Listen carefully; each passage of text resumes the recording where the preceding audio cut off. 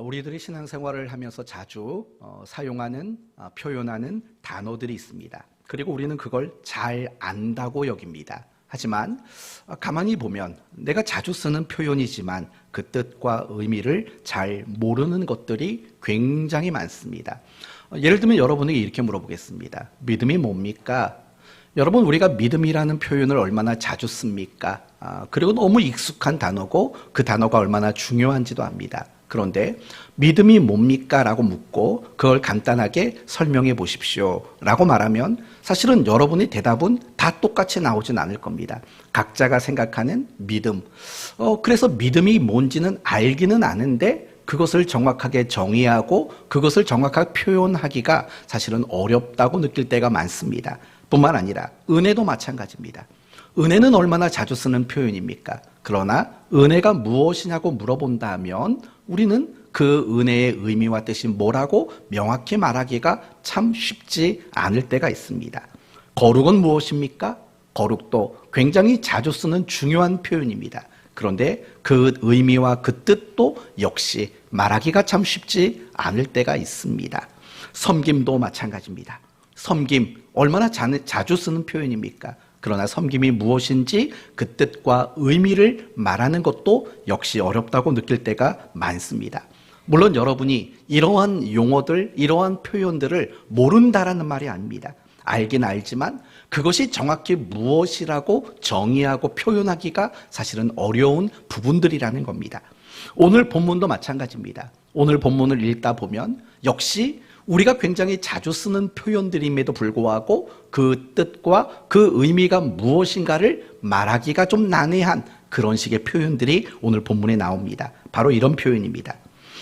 21절 마지막에 보니까 하나님께 영광을 돌림이라 라는 겁니다.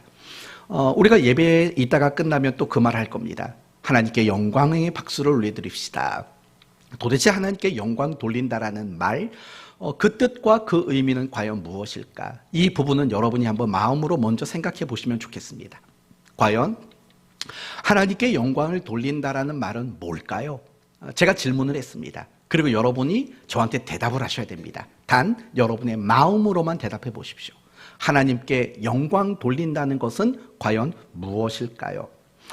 오늘 본문을 통해서 바로 이 점을 확인해 보겠다라는 겁니다. 우리가 늘 사용하는 말, 하나님께 영광을 돌립시다라는 그 뜻과 그 의미가 과연 무엇인가? 바로 이 부분들을 확인하자는 거죠. 왜냐하면 그 하나님께 영광을 돌린다라는 그 말 자체가 사실은 우리의 신앙생활 속에서 대단히 중요한 신앙의 출발이고 신앙의 근거가 되기 때문에 그렇습니다. 오늘 본문은 종교 지도자들이 사도들을 풀어주는 장면을 소개하고 있습니다. 18절 말씀. 그들을 불러 경고하여 도무지 예수의 이름으로 말하지도 말고 가르치지도 말라. 그들에게 경고했습니다. 예수라는 이름으로 아무것도 가르치지도 말고 아무것도 말하지 말아라. 그리고 풀어주려고 합니다. 그런데 이상하지 않습니까? 사실 이 종교 지도자들은 사도들을 굉장히 못마땅해 했습니다.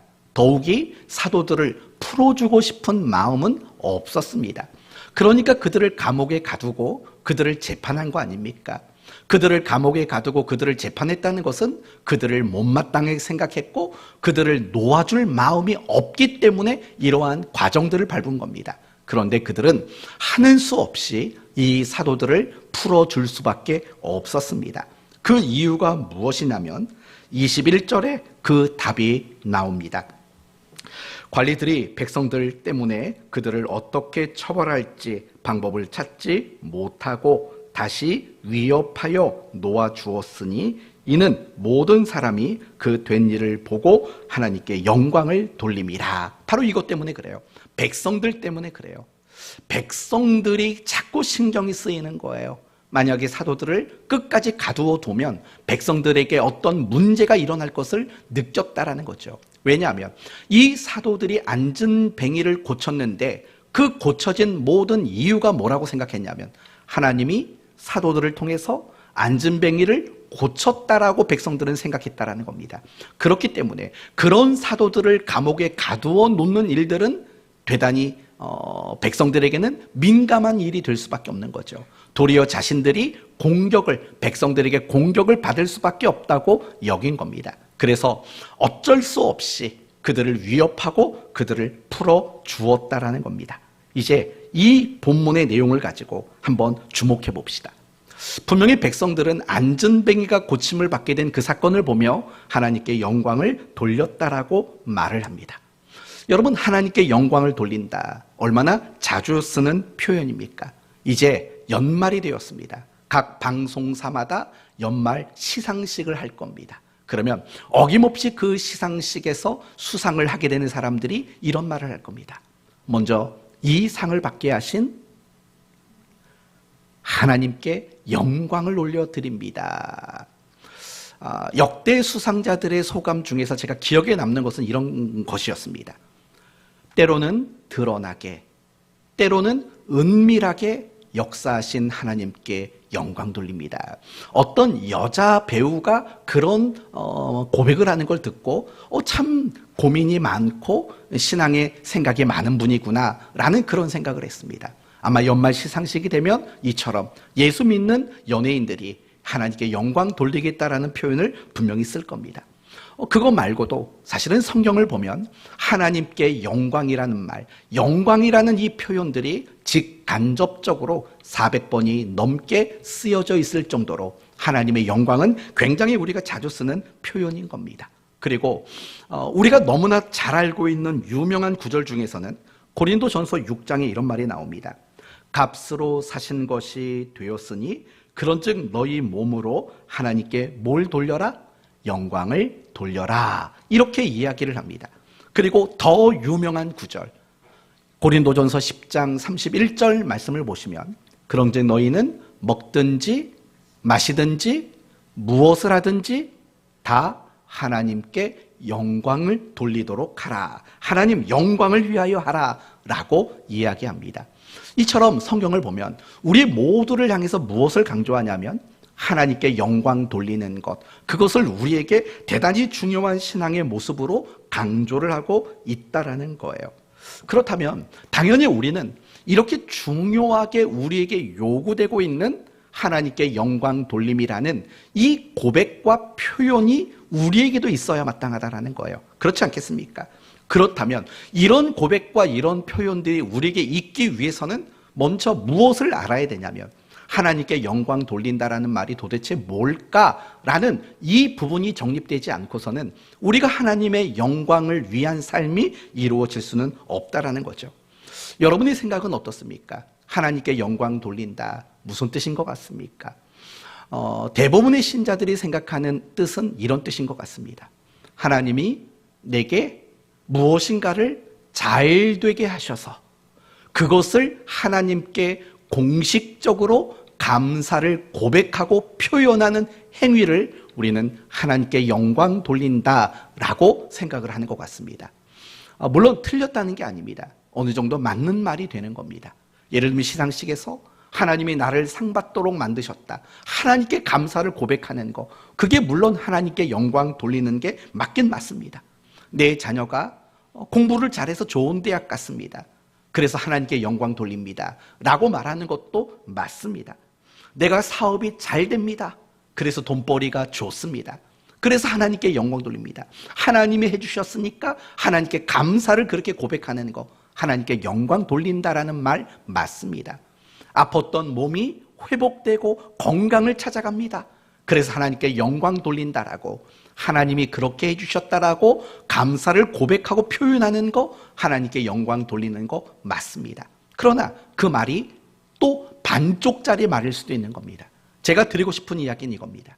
우리는 보통 하나님께 영광 돌린다라는 말을 하기 위해서는 무엇을 전제하냐면 내가 잘 돼야 합니다. 내가 잘 돼야 되고 내가 성공해야 되고 내가 원하는 바를 이루어야지만 그 다음에 쓸 수 있는 말이 하나님께 영광 돌립니다 라는 말이라고 이해를 한다는 겁니다. 사실 그 말 자체는 틀린 말인 겁니다. 하나님께 영광 돌린다라는 것은 우리의 잘됨과 성공이 근거가 될 수는 없는 겁니다. 그거 하나에만 근거가 되어서는 안 된다라는 겁니다. 때로는 고난과 실패라는 그 순간 속에서도 쓰여져야만 하는 단어가 하나님께 영광 돌린다라는 단어이어야 한다라는 겁니다. 예수님이야말로 정말 하나님께 영광 돌리는 인생을 사셨던 분 아닙니까? 그러면 예수님이 가장 하나님께 영광 돌렸던 순간이 어떤 순간인 것 같습니까? 이거 만약에 누군가 맞추시면 제가 힌트를 하나 드리겠습니다. 예수님이 하나님께 영광을 가장 돌려드린 사건, 무슨 사건일까요? 십자가? 좋습니다.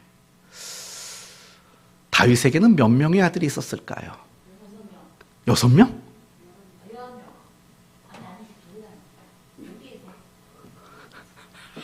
네, 됐습니다. 일단 넘어가고 또 예배를 잘 드리면 한 번 더 나올지도 모릅니다. 여하튼 예수님께서 하나님 영광을 가장 드러낸 사건은 사실은 십자가의 죽음 사건인 겁니다. 왜냐하면 그 십자가의 죽음 사건 속에서 백부장이 이런 고백을 합니다. 진실로 하나님의 아들이었습니다. 라는 이런 고백들이 나왔다라는 거예요. 그러니까 예수님의 십자가라는 것은, 죽음이라는 것은 가장 큰 고난과 가장 큰 실패로 보여지는 순간 아닙니까? 그런데 중요한 것은 그런 순간에 하나님께 영광이 고백되어지는 일들이 나타나고 있었다라는 겁니다. 또 생각해 보십시오. 이제 사도행전 5장의 말씀을 보시면 사도행전 5장에 이 사도들이 다시 붙잡혀 갑니다. 그리고 채찍에 맞은 후에 다시 풀려나게 됩니다.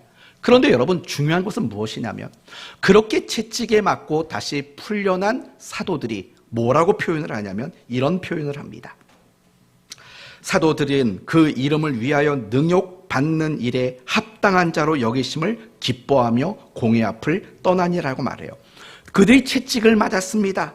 그리고 능욕을 당했습니다. 그런데 기뻤답니다. 이 기쁨은 무엇입니까? 곧 하나님께 영광 돌리는 고백인 것입니다.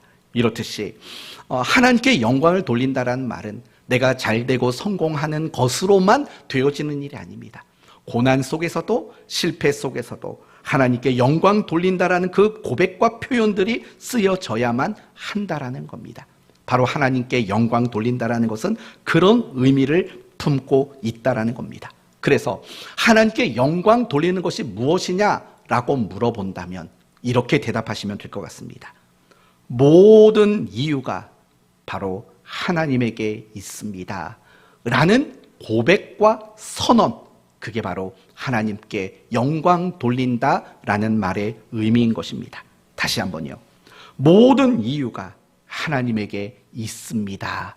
라고 인정하고 고백하는 신앙의 표현, 그게 바로 하나님께 영광 올린다라는 겁니다. 오늘 본문을 보면 안전뱅이가 기적 가운데 일어났습니다. 백성들이 뭐라고 말합니까? 하나님께 영광 돌렸다고 말합니다. 그 말이 무슨 말입니까? 이런 말인 거죠. 그 안전뱅이가 다시 일어날 수 있었던 이유는 바로 하나님 때문입니다. 라고 그 모든 이유를 하나님에게 있다라고 고백하는 거죠. 사랑하는 성도 여러분, 아까 여러분에게 말씀드린 대로 그런즉 너희는 먹든지 마시든지 무엇을 하든지 다 하나님 영광을 위해서 하라고 말합니다. 이렇게 이해를 하시면 됩니다. 우리가 무엇을 먹습니다. 먹는 이유는 뭡니까? 나는 맛있는 걸 좋아하니까. 이게 아니라는 겁니다. 내가 어떤 것을 먹는다면 그 먹는 이유가 뭡니까? 하나님 때문이라는 겁니다. 하나님이 이유가 되어서 나는 그걸 먹는 겁니다. 내가 무엇인가를 마십니다. 그 이유는 뭡니까? 하나님이 이유가 되어서 나는 그것을 마시는 겁니다.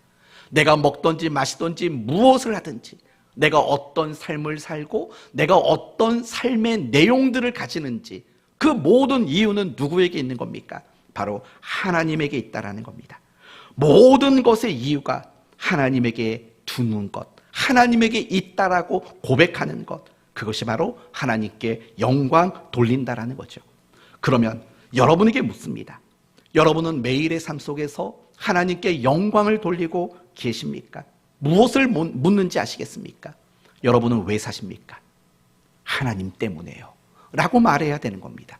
그 고백이 하나님께 영광을 돌린다라는 거예요. 여러분이 직장에 다니는 이유가 뭡니까? 돈 벌려고요? 하면 여러분은 하나님의 영광이 아닌 겁니다. 하나님이 이유가 된다라고 말해야죠. 여러분이 가정에서 가정주부로서 집안을 돌보는 거 왜 그거 하십니까? 라고 묻는다면 뭐라고 말해야 됩니까? 하나님 때문이라고 말할 수 있어야 한다는 겁니다. 오늘 여러분은 왜 예배에 나오셨습니까? 저를 기쁘게 하려고요? 아니죠. 하나님이 이유가 되셔야죠. 하나님이 이유가 되셔야 되는 거예요. 그렇게 고백하는 것이 바로 하나님께 영광을 돌린다라는 거예요. 날마다 말씀과 기도의 삶을 사는 이유, 하나님 때문이죠. 날마다 충성하고 날마다 헌신된 삶을 살아가는 이유, 바로 하나님 때문이라고 고백하는 거죠. 바로 그것에 대한 질문인 거예요. 매일매일마다 여러분은 하나님께 영광을 돌리고 있습니까? 라는 질문은 여러분의 삶의 모든 이유가 하나님에게 있습니까? 하나님에게만 이유가 있습니까? 라고 묻는 질문과 마찬가지라는 거예요. 여러분이 로마서 14장 말씀처럼 우리가 살아도 주를 위해 살고 죽어도 주를 위해 죽나니 그러므로 사나 죽으나 우리가 주의 것이로다라고 고백하신다면 바로 그렇게 사는 인생이 바로 하나님께 영광 돌리는 인생이라는 거예요. 단지 어떤 말로만 표현하는 것이 하나님 영광이 아닌 거죠. 내가 누군가를 용서합니다. 왜 용서합니까? 하나님이 이유니까. 내가 누군가를 사랑할 수 없지만 그를 사랑합니다. 왜 사랑합니까? 하나님이 이유가 되시기 때문이라는 겁니다. 내 삶의 모든 이유가 하나님에게 있다라고 인정하는 삶, 바로 그 삶이 하나님께 영광 돌리는 삶이라는 것을 우리는 알아야 한다라는 겁니다. 이런 관점으로 생각해 보세요. 난 하나님께 영광 돌리나? 나는 정말 하나님께 영광을 돌리고 있는 삶을 살고 있는지를 한번 점검해 보셔야 되는 거예요. 정말 모든 이유가 하나님에게 있다면 그런 여러분은 하나님 영광을 위해 살아가는 인생이 맞는 겁니다. 그러나 반대로 하나님이 이유가 아니고 여러분 자신이 이유가 되신다면 그것은 하나님께 영광 돌리는 인생이 결코 아니라는 사실을 잊지 말아야 합니다. 저는 여기서 한 가지를 더 연관해서 여러분과 나누려고 합니다. 과연 죄란 무엇일까요? 많이 배웠죠? 여러분이 신앙생활을 해오면서 죄가 뭔지 굉장히 많이 배웠을 겁니다. 죄가 뭐라고 생각하십니까? 어떤 사람들은 죄를 이렇게 말합니다. 윤리, 도덕이라는 범주에서 벗어나는 행위, 그걸 죄라고 생각을 합니다. 아닙니다. 또 어떤 그리스도인들은 이렇게 말합니다. 하나님의 말씀대로 순종하지 않는 게 죄입니다. 라고 말을 합니다. 이 말은 맞는 말일까요? 틀리는 말일까요? 절반은 맞고 절반은 틀린 말입니다. 하나님 말씀에 순종하더라도 그 자체가 죄인 경우도 있다는 사실을 잊지 말아야 합니다. 이 부분은 잠시 후에 여러분에게 설명을 드리겠습니다. 우선 이렇게 정의를 내려드리겠습니다. 성경이 말하는 죄란 무엇인가? 한마디로 말하면 하나님이 이유가 되지 않고 행하는 것, 하나님이 이유가 되지 않고 살아가는 것, 이것이 성경이 말하는 죄라는 걸 잊지 마십시오. 무엇인가를 했다 안 했다가 죄의 기준과 근거가 아닌 거예요. 내가 무엇을 했고 내가 무엇을 하지 않았는데 그 이유와 근거가 무엇이냐가 죄냐 아니냐를 결정짓는 거예요. 예를 들면 이런 거죠. 바리새인과 서기관들을 생각해 보십시오. 이 사람들은 순종 많이 했을까요? 순종 안 했을까요? 이 사람들은 순종 많이 한 사람들이에요. 우리 식대로 말한다면 예배도 남들보다 더 열심히 드렸고 헌금 생활도 남들보다 더 많이 했고 말씀과 기도 생활도 누구보다 열정적으로 한 사람이에요. 지켜야 될 것, 하지 말아야 될 것, 여러분 이런 것들을 얼마나 엄격하게 지냈던 사람들이에요. 그러니까 바리새파잖아요. 그런데 여러분 그렇게 열심을 가지고 말씀대로 살려고 노력한 바리새인들, 서기관들, 과연 그들은 예수님께 칭찬을 받았을까요? 전혀 받지를 못했어요. 바로 이 부분을 생각해 보자고요. 우리는 보통 죄라는 것을 하나님이 말씀하신 대로 그 계명을 안 지키는 걸 죄라고 생각한다고요. 물론 맞아요. 안 지키면 죄예요. 그러나 그 하나님의 말씀과 계명을 지키더라도 죄가 될 수 있다는 사실을 잊지 말라는 거예요. 무엇을 말하는지 여러분 아시겠어요? 바리새인과 서기관들은 열심히 무엇인가를 지키고 무엇인가 열심히 신앙생활을 했다고요. 그러나 예수님은 그들에게 화 있을진저라고 그들을 책망했다고요. 그 이유가 뭔지 아십니까? 그들이 말씀에 순종하는 것, 그들이 신앙에 열심을 냈던 이유가 누가 아니기 때문일까요? 하나님이 이유가 아니기 때문에 그래요. 바리새인과 서기관들이 그러면 어떻게 그렇게 열심을 냈고 어떻게 그렇게 순종을 많이 했을까요? 이유가 뭘까요? 바로 자기의 만족과 자기의 기쁨이었던 거예요.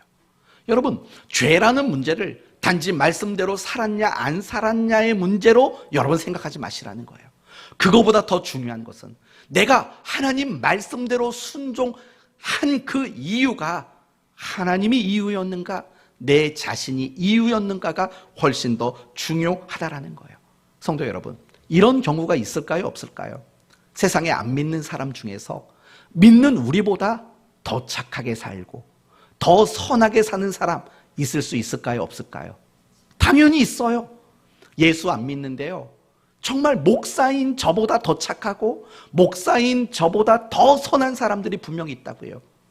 그럼 그 사람들은 착하게 살고 선하게 살고 그냥 뭐 법 없이 살아가는 거 있잖아요. 그럼 그 사람들은 죄가 아닐까요? 잘 생각해봐요. 죄가 아닐까요? 아니죠. 죄예요. 그들이 아무리 선하게 살고 그들이 아무리 착하게 살아도 그런 삶 자체는 죄예요. 이유가 뭘까요? 하나님이 이유가 아니잖아요. 그들이 착하게 살아가는 거, 그들이 선하게 사는 거, 그들이 자비를 베푸는 거, 그들이 누군가를 사랑하는 거, 그 이유가 사랑이 아니기 때문에 아무리 선하고 착하고 바르고 귀하게 살아가도 그것은 죄일 수밖에 없다라는 거예요. 이 부분을 이해하라는 거예요. 하나님께 영광 돌린다라는 것, 그것은 내 삶의 모든 이유가 하나님에게 있다라는 그 인정을 가지고 살아가는 거예요.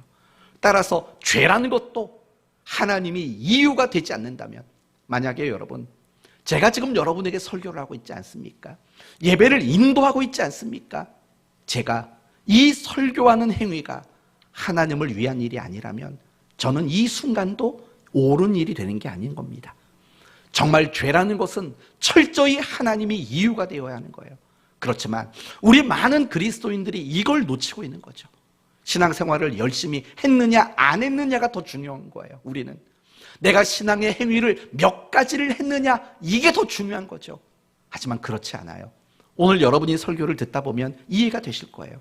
정말 중요한 것은 내게 열심히 있느냐 없느냐의 문제보다 훨씬 더 중요한 게 있는 거예요. 그건 이유와 목적의 문제인 거예요. 내가 순종을 하더라도, 내가 충성을 하더라도, 내가 신앙생활에 열심을 가지더라도 과연 그 이유가 과연 하나님이 이유인 것인가? 아니면 하나님이 아닌 다른 것들이 이유로 삼고 있지 않는가? 이 부분들이 굉장히 중요하다는 거예요. 우선 이걸 기억하세요. 하나님께 영광 돌린다는 건 단지 우리의 입술로 고백하는 것만이 아니에요. 하나님께 영광을 돌린다는 것은 내 삶의 모든 이유가 하나님에게 있습니다라는 이런 인정함과 그런 고백 속에서 내 삶을 그려내 가는 거예요. 그게 하나님께 영광 돌리는 거예요. 우리 모두는 하나님께 영광을 돌려야 돼요. 정말 하나님이 이유가 되어야 돼요. 제가 목사 노릇하는 거, 여러분이 교회 사명자로, 성도로 우리 교회 안에 있는 거, 이 모든 이유는 하나님이 이유가 되어야 되는 거예요. 그런 삶이 하나님이 우리에게 가장 바라시는 그런 신앙의 모습이라는 거예요. 그러나 많은 그리스도인들 가장 많이 실수하는 것은 순종했냐 안 했느냐의 문제가 아니고 열심히 있었느냐 없었느냐의 문제가 아니에요. 많은 그리스도인들이 가장 크게 실수하는 것은 그 신앙생활의 이유가 하나님이 아니라 나라는 거예요. 내 자신이 이유가 되는 거예요. 자기의 만족, 자기의 기쁨, 자신의 목적, 이런 것이 이유가 되는 경우가 너무나도 많이 있다는 거죠. 오늘 본문에 등장하는 이 종교 지도자들이 예수 그리스도의 이름으로 가르치고 행하는 사도들을 반대하고 위협한 이유가 뭘까요? 결국은 그들의 신앙생활이 자신이 이유가 되고 목적이 되는 사람들이었기 때문인 거예요. 이 부분을 우리는 가장 경계해야 돼요. 신앙생활할 때 우리는 항상 점검 리스트를 갖고 있죠. 난 오늘 기도했나? 나 성경 봤나? 나 오늘 뭐 했나? 죄 지은 거 없나? 이런 리스트를 가지고 있어요. 그렇지만 그 리스트에서 가장 첫 번째 제일 중요한 리스트는 뭐가 되냐면 누구를 위해 했느냐, 누구를 위해 했느냐, 그게 제일 중요한 거예요. 여러분, 밥을 먹더라도요, 하나님을 위해 밥을 먹지 않는다면 안 되는 거죠. 우리 모든 그리스도인의 삶의 모든 영역 속에서는 다 이유가 하나님이 되어야 하는 거예요.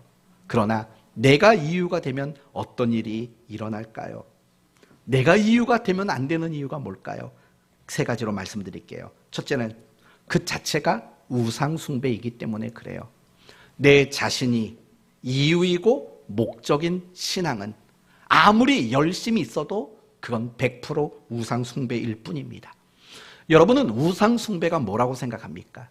돌, 나무, 철, 어떤 물건, 재료, 그걸 가지고 어떤 형상을 만들어 놓고 그 형상에 어떤 특별한 능력을 부여하고 지극정성으로 그 우상을 숭배하는 것, 그게 우상 숭배인 거죠. 그러나 더 정확히 말한다면 우상 숭배의 핵심은 어떤 신앙이라는 것을 내 유익과 내 만족을 이유로 삼는 신앙, 그게 바로 성경이 말하는 우상 숭배인 거예요. 그래서 골로새서 3장 5절에 나오는 말이 그거죠. 탐심이 곧 우상 숭배니라라고 말해요. 여기서 말하는 탐심이란 뭘 것 같습니까? 자기가 이유가 되는 거예요. 자기가 목적이 되는 거예요. 그게 바로 성경이 말하는 탐심인 거예요. 방탕도 마찬가지예요. 방탕 역시도 내가 이유가 되고 내가 목적이 되어 살아가는 삶이 방탕한 거예요.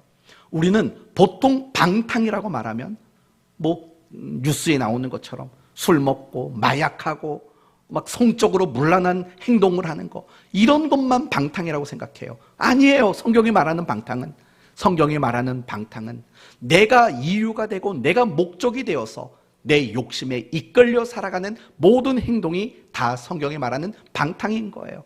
그리고 그런 욕심에 이끌리는 삶, 그것이 결국에는 우상 숭배라고 성경은 이야기하고 있다는 거예요. 이건 되게 무서운 말이에요. 왜 무서운 말이냐면 어쩌면 우리도 하나님께 대한 그 신앙을 우상 숭배로 전락할 수 있기 때문에 그래요. 사실은 성경에 그런 케이스가 많이 나와요. 예를 들면 시내 산에서 이스라엘 백성들이 어떤 일을 저질렀는지 생각해 봐요. 그들은 애굽의 10가지 재앙을 통해서 애굽에서 나왔어요. 홍해를 건넜어요. 그리고 그들은 시내산에 도착했다고요. 모세는 하나님께 율례와 법도를 받으려고 시내산에 올라갔어요. 며칠 동안이요? 40일 동안. 그런데 내려오지 않자 이스라엘 백성들은 두려움에 사로잡혔다고요. 그래서 그들이 아론을 선동해서 무엇을 만들었냐면, 야, 금붙이 내놔봐 해가지고 이걸 녹여가지고 뭘 만들었어요? 송아지를 만들었어요. 금송아지를 만들었다고요. 그래놓고 한 말이 뭡니까? 이것은 우리를 인도하여 낸 여호와니라 라고 말을 한다고요. 그들은 이방의 어떤 신을 생각하며 금송아지를 만든 게 아니에요. 하나님을 생각하면서 하나님을 목적으로 그걸 만들었죠. 그러나 그게 하나님일까요? 아니죠. 그거는 그냥 우상 숭배에 불과한 거예요. 왜요? 왜 그게 우상 숭배죠? 하나님을 생각하면서 만들었는데 그게 왜 우상입니까? 목적은 자신에게 있기 때문에, 자기에게 이유가 있고 자신에게 목적이 있기 때문에 그건 하나님이 아니에요. 그건 우상 숭배에 불과했다라는 사실을 여러분 잊지 말아야 되는 거예요. 내가 이유가 되면 내가 신앙생활을 아무리 열심히 해도 그것은 우상 숭배로 전락이 된다는 사실을 여러분 알아야 돼요. 여러분, 우리가 지난번에 사무엘상 골든벨 할 때 기억나십니까? 블레셋과 이스라엘이 전쟁을 할 때 이스라엘이 뭘 가지고 나갔습니까?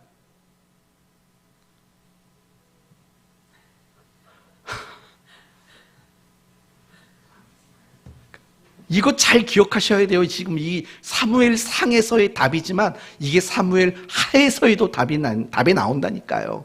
뭘 가지고 나갔을까요? 무슨 궤? 언약궤. 이걸 가지고 나갔다고요. 그러면 여러분, 그 언약궤는 뭡니까?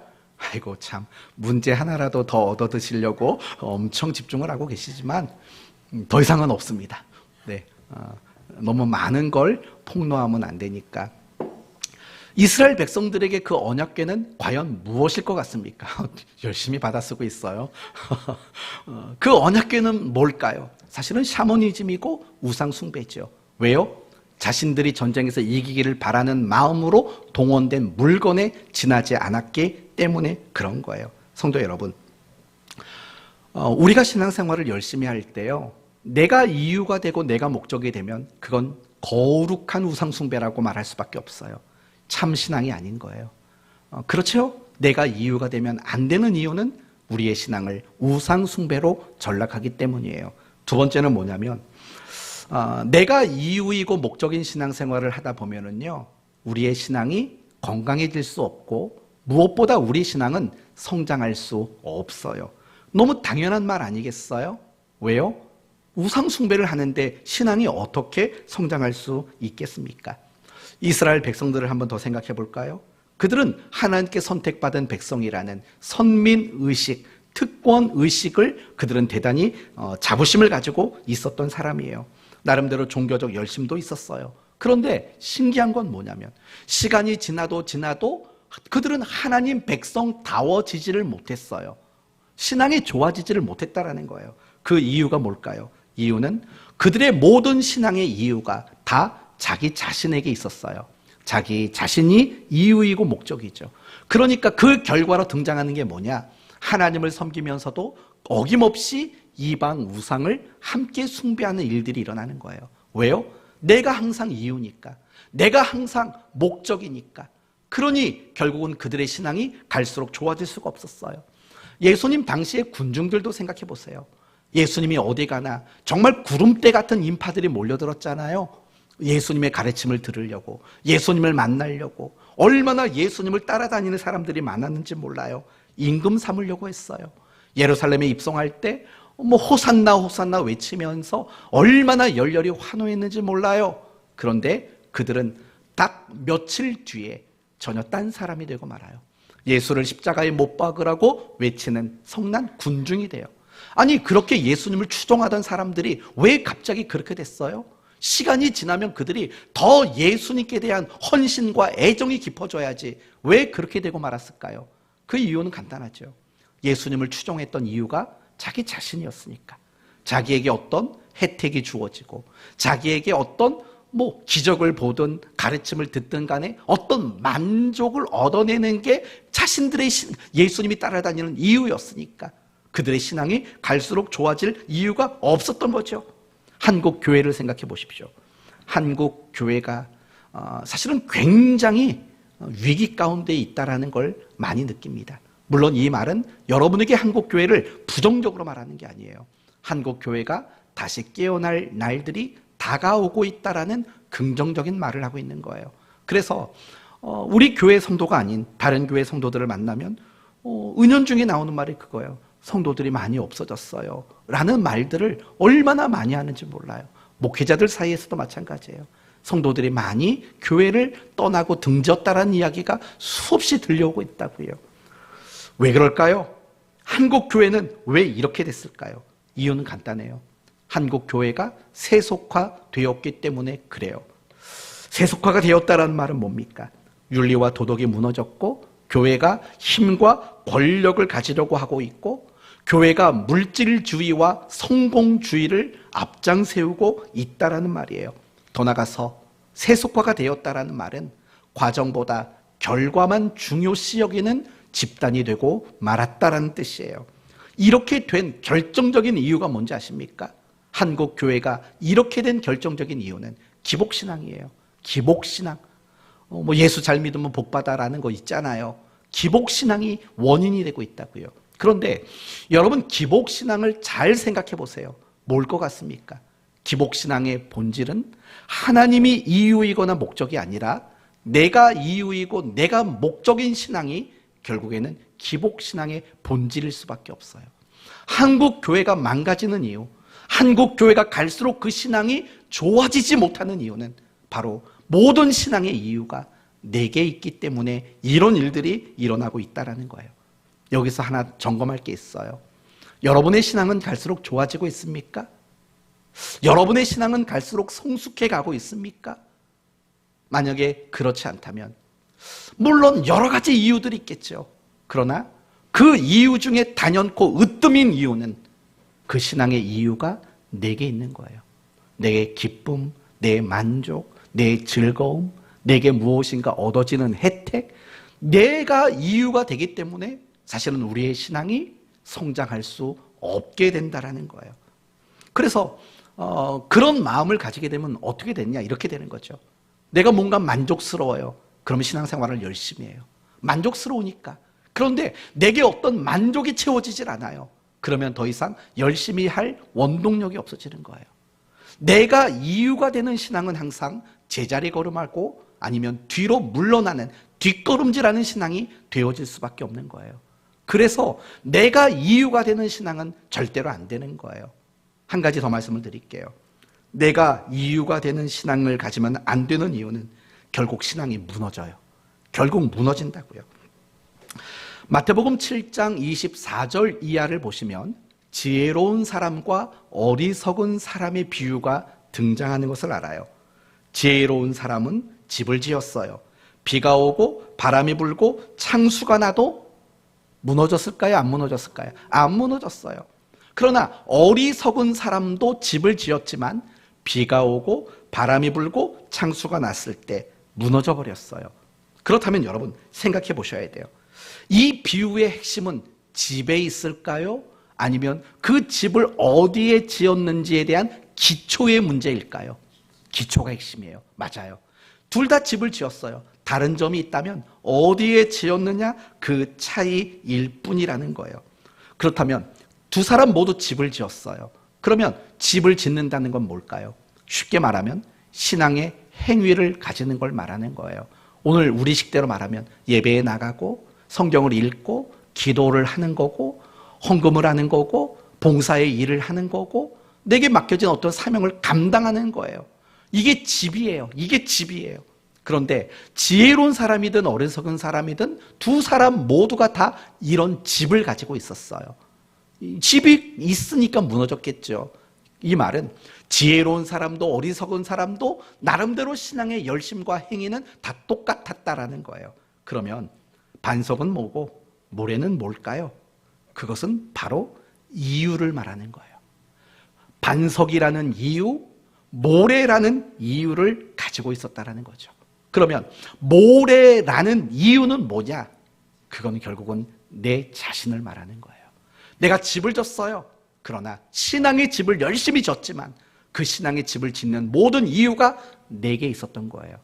그런 사람들은요, 인생에 비가 내리고 인생에 바람이 불고 인생에 창수가 나면 그 신앙은 와르르 무너져 버리게 되는 거예요. 그러나 반석의 집을 짓는 사람, 하나님이 이유인 이유를 가지고 신앙의 행위들, 신앙의 집을 짓는 사람들은요, 절대 무너지지를 않아요. 비가 내리고 바람이 불고 창수가 나도 그 집은 결코 무너지지 않는 거예요. 무엇의 차이인지 아시겠죠? 이유의 차이인 거예요. 내가 오늘 이 자리에 와서 앉아 있느냐 안 앉아 있느냐, 이 형님은 앉아 있으니까 더 다행이고 잘한 거죠. 그러나 이 자리에 와서 앉는 것, 그게 전부고 그게 제일 중요한 게 아닌 거예요. 이유가 중요한 거예요. 이유가. 내가 이유라면 모래 위에 집을 짓고 있는 거예요, 여러분은. 그러나 하나님이 이유가 된다면 여러분은 지금 반석에 집을 짓고 있는 거라고요. 이처럼 내가 이유로 신앙생활을 하게 되면 그 언젠가는 반드시 무너질 수밖에 없다라는 거예요. 그 비유예요. 그게 중요한 거예요. 그래서 이 산상수훈에서 정말 강조하고 있는 표현들이 중간중간에 나와요. 너희 의가 그들보다 낫지 아니하면. 여기서 말하는 그들의 의란, 바리새인과 서기관의 의란 뭐냐? 자기 의예요. 내가 이유고 내 만족이 목적인 거, 그걸 말하는 거예요. 그 의는 안 된대요. 너희는 먼저 그의 나라와 그의 의를 구하래요. 하나님이 이유인 그것을 붙잡으라는 이야기인 거예요. 이게 산상수훈의 그 뼈대를 형성하는 제일 중요한 가르침인 거예요. 그래서 어떤 얘기가 많이 나오는지 알아요? 야, 너희들 길거리 나가서 자꾸 사람들 보는 앞에서 기도하지 마. 그쵸? 자기의예요, 그게. 그리고 왜 자꾸 금식했다고 세수를 안 해? 머리에 기름 좀 발라? 이게 다 자기의라고요. 남들 구제할 때 왜 자꾸 나팔을 불어?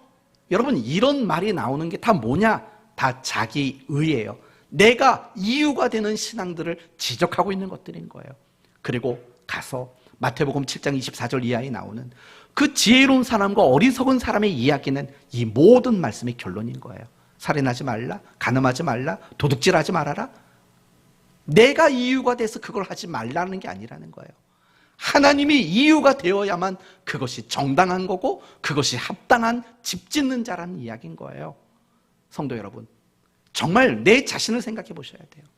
나는 지금 집을 짓고는 있어요. 특히 이 자리에는 여러분 같은 경우에는 집을 얼마나 열심히 짓고 있어요. 근데 그게 혹시 모래는 아니에요? 지금 모래 위에다 집을 짓고 있진 않냐고요. 예배를 누구를 위해 드리세요? 여러분은 말씀과 기도를 정말 누구를 위해 사세요? 여러분이 봉사하고 섬기고 사역하는 그 모든 것들의 이유는 과연 누구를 위한 거예요? 하나님이라고 말하겠죠. 저도 그렇게 인정합니다. 그런데 여러분 스스로도 속을 때가 많아요. 나는 하나님을 위해서 지금 이 일을 하고 있다고 생각하지만 나도 모르는 사이에 내가 이유일 대로 변질될 때가 많아요. 그러니까 화딱지가 나는 거죠. 그러니까 힘 빠지는 거죠. 그러니까 속상한 거죠. 다 제 얘기하는 거예요. 다 제 얘기하는 거라고요. 우리는 신앙생활을 하면서 어김없이 점검해야 될 거. 내가 왜 이걸 하고 있는지, 사실은 내가 이유인지 하나님이 이유인지 이걸 우리는 잘 점검해야 돼요. 내가 이유인 신앙생활을 하는 사람의 특징이 뭔지 아세요? 비난과 정죄예요. 왜 그렇게밖에 못해? 아니, 왜 그렇게 안 해? 이런 식으로 특징이 나타나요. 그런데 하나님이 이유인 신앙을 가지고 있는 사람들의 특징은 결국은 사랑이에요. 이해해 주는 거예요. 그리고 그 사람의 못남을 보아도 오래 참아내는 거예요. 그런 특징이 일어나는 거예요. 그래서 이 이야기가 똑같이 산상수훈에 뭐라고 나오냐면 비판하지 말아라. 네 눈에 들보를 먼저 빼고 그 후에야 밝히 본 후에 내 형제의 눈에 티를 빼리라. 가 나오는 거죠. 오른뺨을 치면 왼뺨 대라. 겉옷달라 하면 속옷 줘라. 오리 가자 하면 심리 가라. 너에게 꾸고자 하는 자에게 주어라. 이 모든 게 다 뭐냐? 내가 이유이면 할 수 없는 것들인 거예요. 내가 이유이면 할 수 없는 것들. 하나님이 이유이어야만 할 수 있는 것들을 이야기하고 있다는 거예요. 이걸 우리는 잊으면 안 된다는 거예요. 항상 내 신앙생활 그 가장 중요한 근거와 출발은 하나님이 이유이어야만 하는 거예요. 그런 사람은요, 정말 흔들리지 않아요. 절대 신앙이 무너질 수가 없는 거예요. 하나님이 이유인데 내가 겪게 되는 아픔이 뭐가 중요한 거예요? 하나님이 이유인데 내가 겪게 되는 억울함이 뭐가 중요하냐고요. 우리의 신앙이 흔들리고 우리의 신앙이 요동치는 이유는 여기에 있는 거예요. 내가 이유가 되는 거예요. 나의 무엇인가가 목적이 되는 거예요. 그래서 우리의 신앙이 흔들리고 무너지는 그런 어리석은 모습들이 나타날 수밖에 없다라는 거예요. 그래서 우리는 생각하라는 거예요. 내가 이유인 신앙은 안 된다고. 오로지 우리가 가장 중요하게 생각해야 될 것은 모든 것들의 이유가 하나님이 되셔야 한다고. 하나님이 이유인 신앙에서 벗어나면 안 된다라는 것. 우리는 이 사실을 평생 신앙생활하는 동안 우리는 잊지 말아야 돼요. 왜 하나님이 이유여야 하냐고요?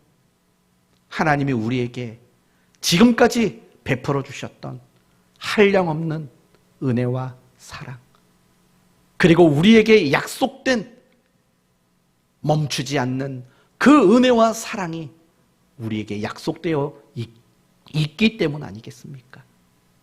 그걸 생각하셔야 돼요. 그리고 우리는 항상 하나님께 무엇인가를 더 받는 것이 목적인 신앙이 아니라 내가 어떻게 하면 하나님께 감사하고 보답할 것인가가 이유인 신앙이 되어야 되죠. 제가 참 좋아하는 성경 구절 중 하나가 시편 116편 12절입니다. 내게 주신 모든 은혜를 내가 여호와께 무엇으로 보답할꼬. 이 마음을 가지는 게 하나님이 이유인 신앙인의 모습인 거예요. 하나님께 은혜 많이 받으신 거 맞죠? 맞죠? 뭐 골든벨 못 울리면 어때요? 그냥 열심히 최선을 다하면 됐지. 내가 이유이면 못 울리면 속상해요. 하나님이 이유라면 괜찮아요. 다 참석할 거죠? 뭐 아니에요. 다 참석하십시오. 네. 하나님이 이유인데 우리가 못할 게 뭐가 있어요? 말을 못하면 어때요? 뭐 기억이 안 나면 어때요? 하나님이 이유이면 된 거 아니겠습니까? 그래서 여러분의 마음속에는 늘 그 마음을 품으세요. 내게 주신 모든 은혜를 내가 여호와께 무엇으로 보답할까? 이것만 평생 마음에 새기고 산다면 여러분은 하나님께 영광 돌리는 복된 인생 살 줄로 믿습니다. 말씀을 마치겠습니다. 시간 관계상 다 하지는 못했고 이렇게 결론을 짓도록 합시다. 하나님께 영광 돌린다는 것은 아이고 하나님 날 성공시키셨군요. 고맙습니다. 이게 아닙니다. 하나님께 영광을 돌린다는 것은 하나님이 내 삶의 이유가 되십니다. 내가 숨을 쉬는 이유도 하나님이고 내가 무엇인가 먹고 마시는 것도 이유가 하나님이고 내가 용서하고 사랑하고 내가 정말 하나님 원하는 대로 살려고 몸부림치는 것도 하나님이 이유입니다. 이게 이런 마음을 가지고 살아가는 것, 그게 바로 하나님께 영광 돌리는 성도의 모습인 겁니다. 하나님이 이유인 신앙, 바로 이것이 하나님께 영광 돌리고 하나님이 이유가 아닌 그 어떤 착한 것도 바른 것도 열심도 죄라는 사실 잊지 마시기를 바랍니다. 그래서 내가 이유가 되어서 신앙을 우상 숭배로 전락하는 일 없기를 바라고 내가 이유가 되어서 신앙이 제자리 걸음이나 뒷걸음질을 하는 일이 없기를 바라고 내가 이유가 되어서 신앙이 작은 어려움에도 흔들려 무너지는 이런 일들 없기를 바랍니다.